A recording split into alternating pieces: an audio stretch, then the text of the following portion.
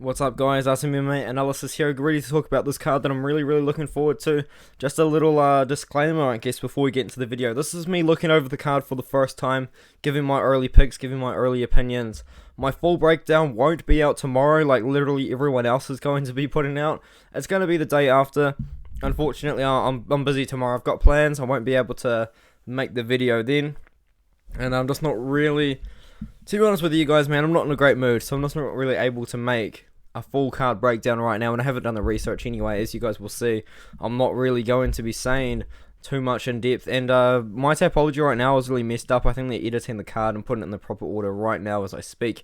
But let's talk about the first fight. Elise moving up to 155. It's definitely worth noting that. Fighting Jai Herbert. Jai Herbert's going to be really tall. Compared to Elise who's only 5'7", Jai Herbert 6'1", with an 8-inch range advantage as well. Jai Herbert 1-2 in the UFC, but the guy has just been fighting very difficult competition, such as Francisco Trinaldo in his UFC debut, and Renato Moicano, who's borderline top 15 right now. He has got a knockout win inside the UFC over Kama Worthy. Elite botched his weight cut against Charles Jourdain and Movsar Evloev. I mean, maybe it's because he was cutting weight, the fight got cancelled, he put on weight, and he got a fight rebooked.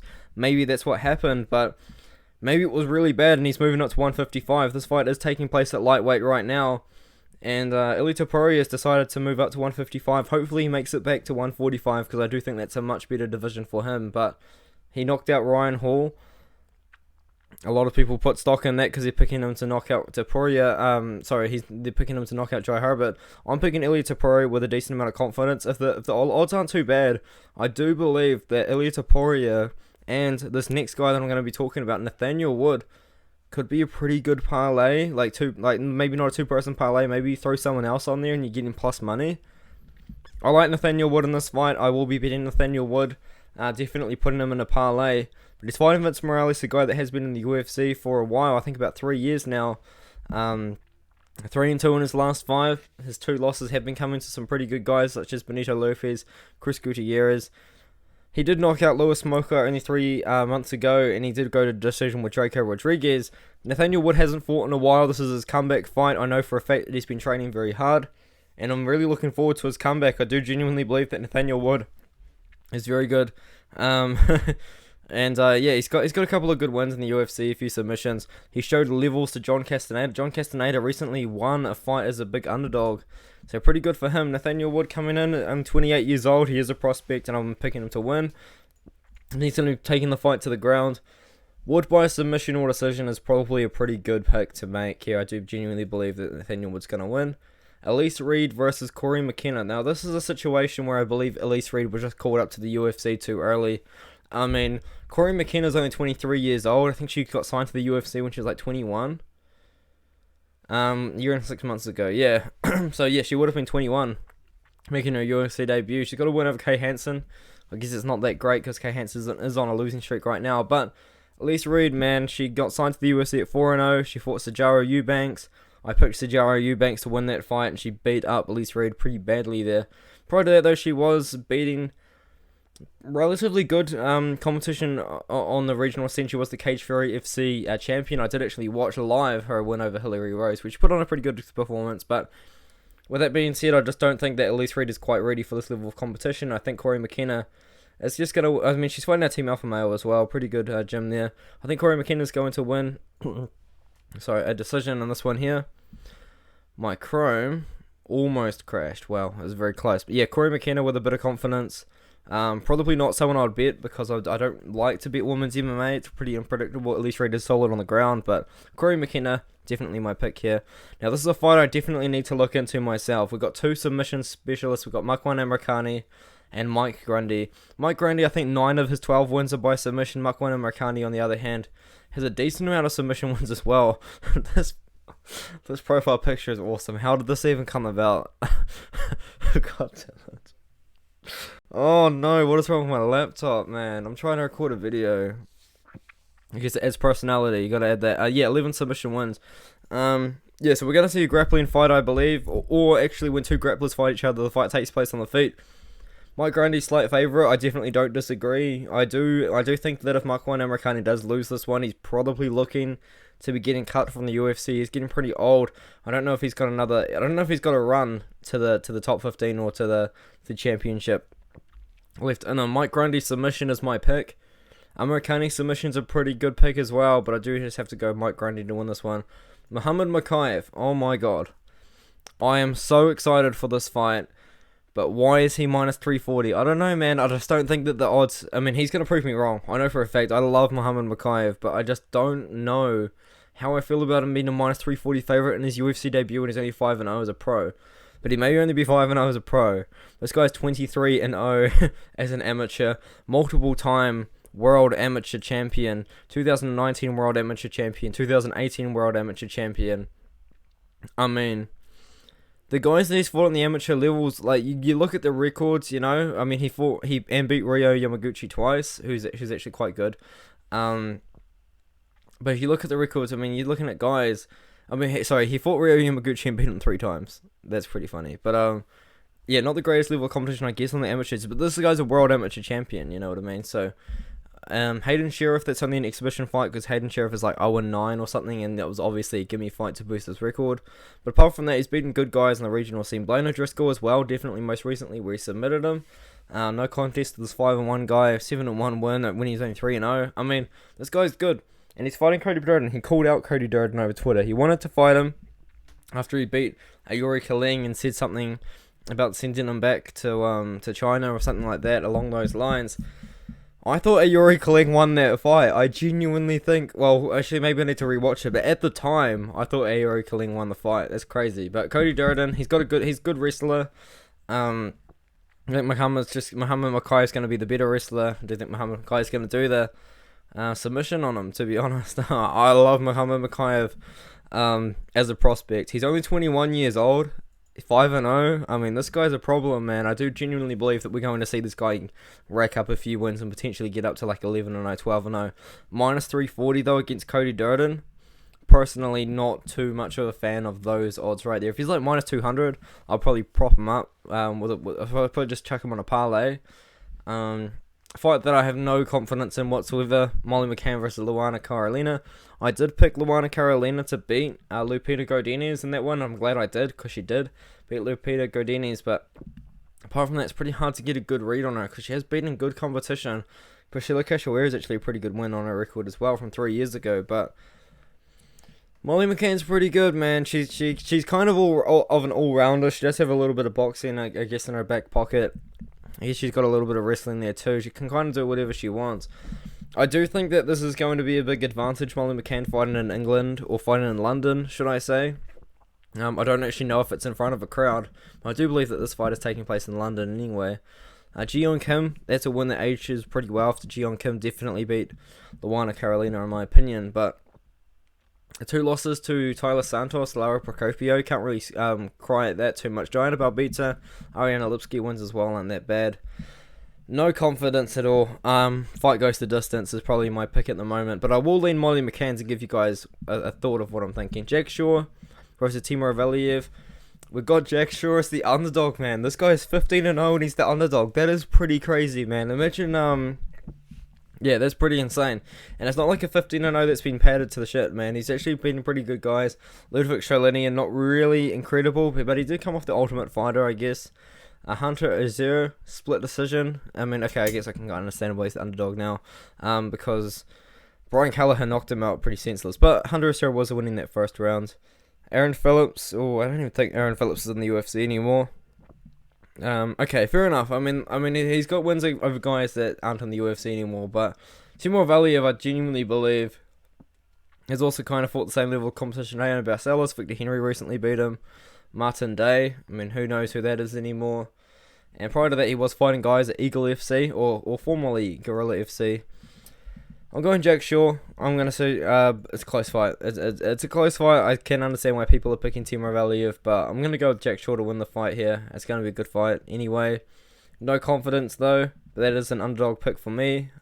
I've been picking favourites the whole time. Speaking of favourites, I will be picking another underdog in this one, man. Nikita Krylov is actually a very underrated light heavyweight prospect, in my opinion. He's 2-3 in his last 5, but his losses come to very good competition. Jan Blachowicz. I mean, he beat Ovin St. Preux, which I guess kind of is what it is. He lost to Glover Teixeira, your current champion, by split decision.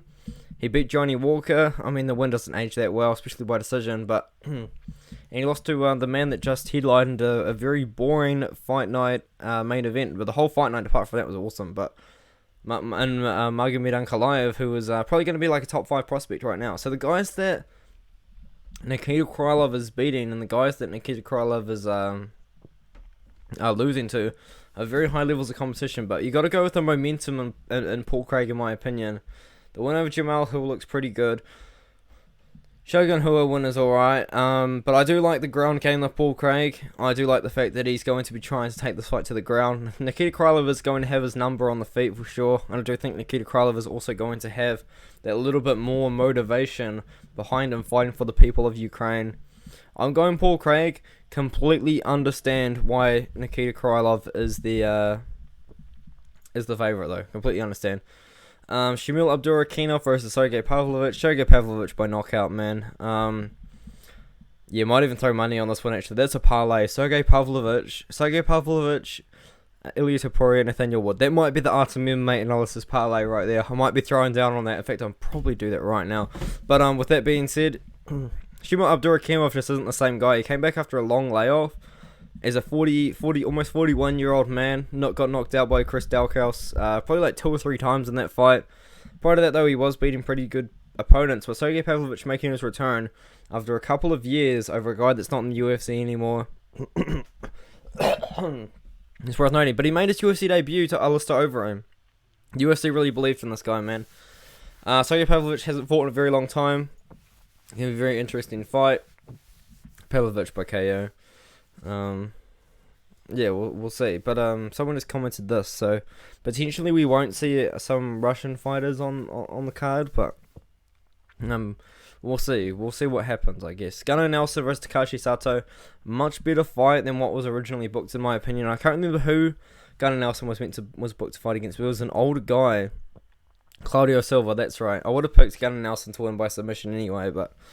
This is a much more exciting fight. Takashi Sato always brings the fight. He's from Japan as well. I mean, it's good to see. These Asian fighters making it into the UFC. I personally really do like to see it, man. Yuri Kalin has put on 2 banger fights and 2 losses.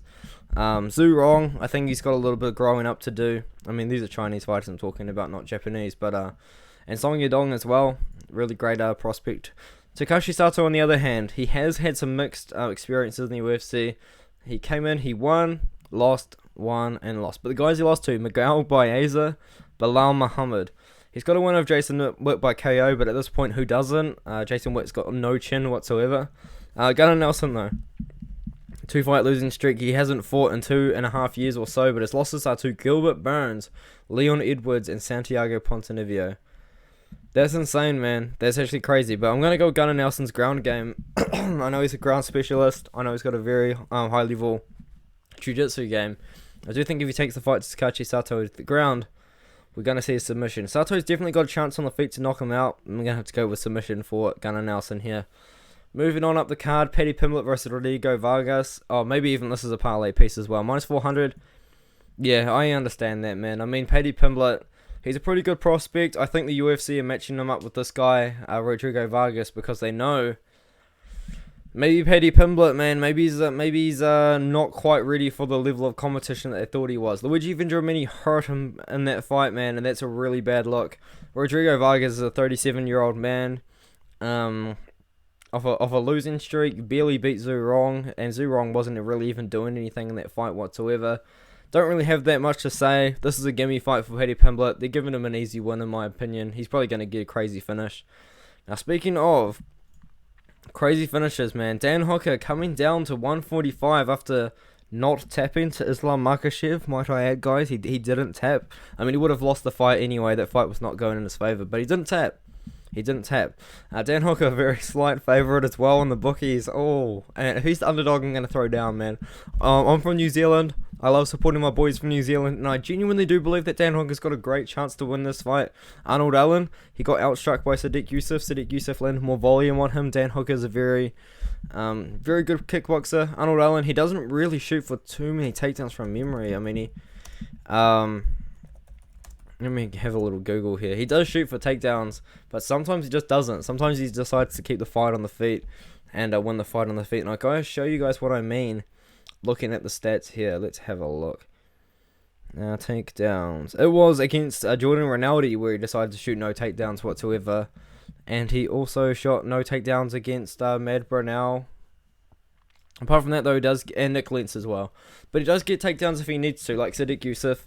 He took down Sadiq Youssef a couple of times, won that fight, even though he was outstruck 2-1. He still got the unanimous decision win there. Definitely need to rewatch that fight myself so I can get a good read on Arnold. But Dan Hooker's my boy, man. I respect Dan Hooker. He came into the UFC as a 145-pounder. He made that test weight cut very shortly after losing to Islam Makhachev, so we know he's going to be able to make the weight. Dan Hooker's 32 years old though, man. I didn't realize how old he was getting. He's definitely, he wants a title shot. There's no doubt in my mind. Here's my thing with Dan, bro. If he beat Dustin Poirier, he would have got a title shot. If he beat Michael Chandler, you could probably argue that he would have been in there for a title shot as well. Like, he just comes so close. And even if he beat Islam Makhachev, he probably would have got a title shot. Like, he's just come so close so many times, but he just kind of failed there. So now he's going down to 145. I think if he beats Arnold Allen, he's probably got 1 or 2 more wins. 2 more good wins to get to the UFC title. But Arnold Allen, he's going to put on a very good performance. He's going to be faster than Dan Hooker. I know that for a fact on the feet. Dan Hooker's from City Kickboxing though, man. We're going to see some technical striking from my boy Dan. I'm picking him. I'm genuinely going to pick Dan Hooker to win this fight. No disrespect to Arnold Allen, but man, I've got to go with my boy, man. I've really got to go with Dan Hooker from New Zealand. Tom Aspinall versus Alexander Volkov. Prediction, Tom Aspinall's the underdog. He is the underdog. Okay, alright. When this fight was first made, I was picking Alexander Volkov with a decent amount of confidence, man. But the wins that Tom Aspinall has racked up in the UFC are starting to look quite good. Such as Sergey Spivak. He just beat Greg Hardy, but I mean, still not that bad. Andrei Arlovsky has gone on a little bit of a win streak since then. Alan Bardo. Okay, I guess.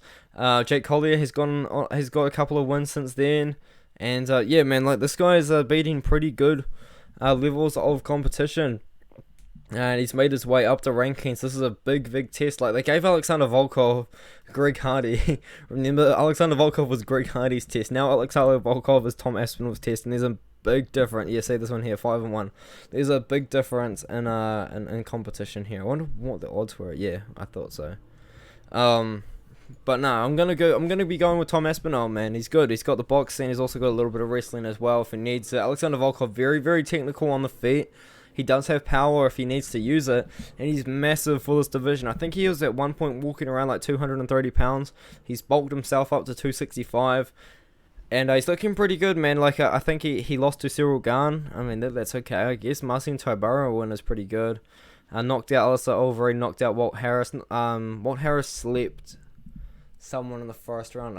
He slept Sergey Spivak in the first round, so I mean, kind of is what it is, man. I'm going to have to go with Alexander Volkov. Sorry, I'm going to have to go with Tom Aspinall in this one, but Alexander Volkov is so live as the favourite, even. But yeah, I'm going Tom Aspinall. I'm going with the younger guy. I think he's a bit faster. I think he's just going to be here. And how long was this video? 20 minutes? Oh, sorry, guys. It's a bit long, but I'll catch you in the next one. And I'll catch you not tomorrow, but the day after for my full card breakdowns. And I'll be giving much more in-depth breakdowns then. So thank you, and I'll catch you later.